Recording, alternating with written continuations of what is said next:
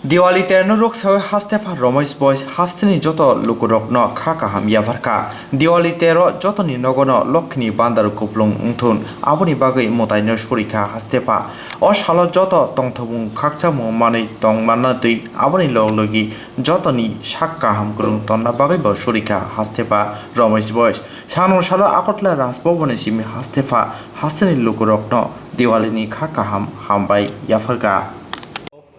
हमारे देश में महत्वपूर्ण उत्सव माना जाता है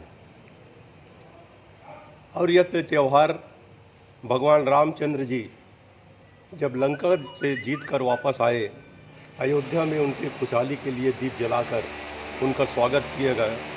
उसी के उपलक्ष्य में दीपावली का उत्सव हमारे देश में मनाया जाता है। माँ लक्ष्मी त्रिपुरा वासियों के लिए मैं बहुत बहुत शुभकामनाएं देना चाहता हूं कि इस दीपावली में त्रिपुरा के नगरवासियों, प्रदेशवासियों को शुभकामनाएं देते हुए कि उनका स्वास्थ्य ठीक रहे, लक्ष्मी उनके घर में भरपूर भंडार प्रदान करे, सुख समृद्धि हो प्रदेश में, यही शुभकामनाएं मैं त्रिपुरा की जनता को देता हूं।